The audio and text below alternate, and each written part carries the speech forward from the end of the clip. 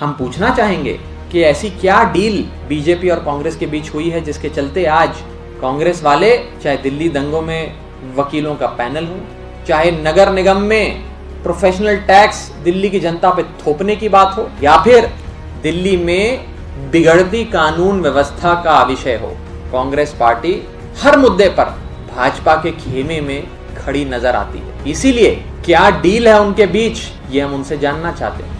वो मुख्यमंत्री जिन्होंने हर संभव मदद बिटिया के परिवार वालों को दी, वो मुख्यमंत्री जिनके अधीन कानून व्यवस्था नहीं आती, जिनके अधीन दिल्ली पुलिस नहीं आती, फिर भी उस दरिंदे को पकड़ने में सबसे ज्यादा एक चीज अगर कोई काम आई तो वो अरविंद केजरीवाल सरकार के लगाए गए सीसीटीवी कैमरा काम आए। चाहे दिल्ली पुलिस हमारे अधीन नहीं भी आती, फिर भी मुख्यमंत्री जी ने पुलिस कमिश्नर को ये कहा कि जल्द से जल्द उन दरिंदों को गिरफ्तार करके सख्त से सख्त कार्रवाई करी जाए।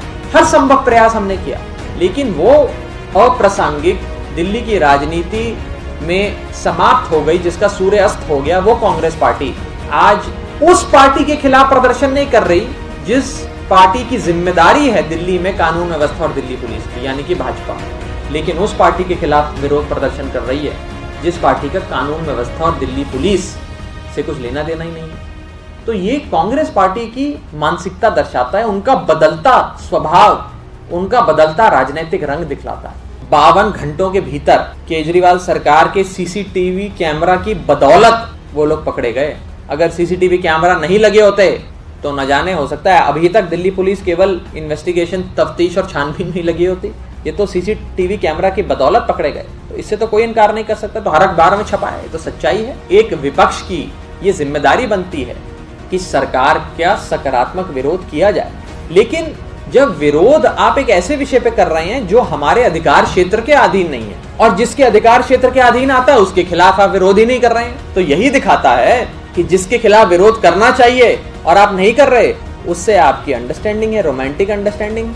और जिसके खिलाफ नहीं करना चाहिए उसके खिलाफ कर रहे हैं, तो आपकी जरूर कोई डील हुई है, कोई कुट प्रो को है। दिल्ली की जनता के मन में बीते कुछ दिनों से, हफ्तों से, महीनों से मैं कहूँ, एक मन में बात है कि कहीं कांग्रेस और भारतीय जनता पार्टी की कोई आपसी अंडरस्टैंडिंग, आपसी समझौता तो नहीं है। ये लोगों के मन में काफी समय से बात थी, लेकिन इस दुर्घटना ने और उसके बाद जो राजनीतिक हलचल दिल्ली में हुई, उसने इस शक को यकीन में तब्दील कर दिया कि कांग्रेस पार्टी और भारतीय जनता पार्टी के बीच एक रोमांटिक अंडरस्टैंडिंग है, एक रोमानी आपसी समझौता है। और उस रोमानी आपसी समझौता यानी कि रोमांटिक अंडरस्टैंडिंग के चलते कांग्रेस पार्टी और भारतीय जनता पार्टी राजनीतिक तौर पे एक दूसरे को सपोर्ट करते हैं, और जुगलबंदी की तरह एक कांग्रेस और बीजेपी की जुगलबंदी दिल्ली में चल रही है, जिसमें कब सुर ऊंचा करना है, कब सुर नीचा करना है, कब कितनी आवाज निकालनी है, कब कितना शोर कम करना है, ये भाजपा और कांग्रेस आपस में आपसी समझौते के तहत तय करते हैं। मैं आपको उदाहरण देना चाहूंगा, कुछ ऐसी घटनाएं दिल्ली में घटी जिससे इनकी रोमांटिक अंडरस्टैंडिंग बीजेपी और कांग्रेस की पूरी तरीके से साफ हो जाती है। अभी हाल ही में भाजपा शासित नगर निगम ने दिल्ली में कई सारे टैक्सेस में संशोधन करे, प्रोफेशनल टैक्स लगाया, प्रॉपर्टी ट्रांसफर टैक्स में बढ़ोतरी करी, और इन जन विरोधी फैसलों, भारतीय जनता पार्टी शासित नगर निगम के इन जन विरोधी फैसलों का विरोध आम आदमी पार्टी ने तो नगर निगम में किया, हाउस में किया, लेकिन भारतीय जनता पार्टी का समर्थन इन विषयों पर कांग्रेस पार्टी ने किया। उनके सुर में सुर मिलाया, उनके साथ जुगलबंदी करी। पहला उदाहरण। दूसरा उदाहरण, दिल्ली दंगों पर अपनी राजनीतिक रोटियां सेकने वाली कांग्रेस पार्टी के मुंह से चू तक नहीं निकली जब उपराज्यपाल और केंद्र सरकार ने मुख्यमंत्री अरविंद केजरीवाल जी के पैनल ऑफ लॉयर्स को बदल दिया, उसको दरकिनार कर दिया, खारिज कर दिया, और अपने नए वकील दिल्ली वालों पर थोप दिए।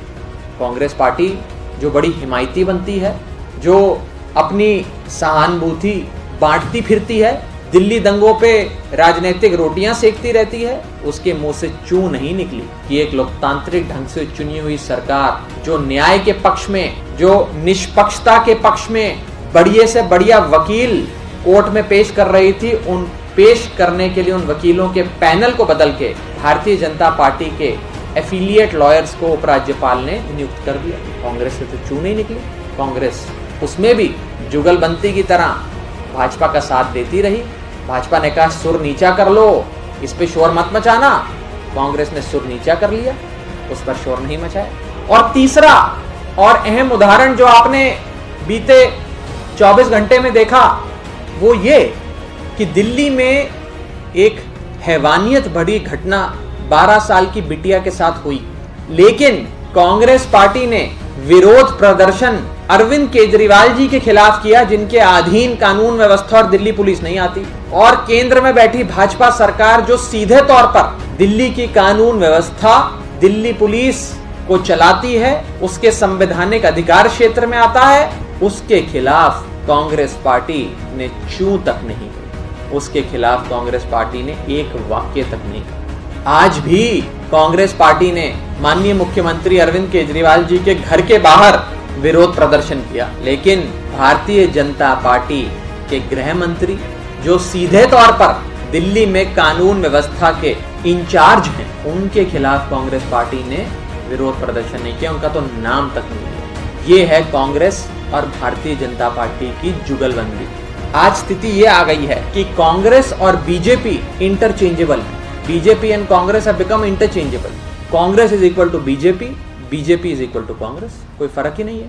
कभी कभार पहले राजनीतिक विचारधाराओं के चलते एक दूसरे के खिलाफ स्टैंड तो लिया करते थे, आज तो जुगलबंदी के तहत काम कर रहे हैं। बड़ी मधुर सुरीली जुगलबंदी के तहत कांग्रेस और भारतीय जनता पार्टी साथ में काम कर रहे हैं। तो हम चाहेंगे कि हमारी इस बात का जवाब कांग्रेस पार्टी दे और ये बताए कि कौन सा नेता उनका भाजपा के कौन सा नेता के संपर्क में है, क्या डील, क्या क्विड प्रो को, क्या समझौता इन दोनों पार्टियों के बीच हुआ है, जो एक दूसरे को कभी क्रॉस फायर देते हैं, कभी एक दूसरे का समर्थन करते हैं। ये सारी चीजें दिल्ली की जनता के सामने आनी चाहिए।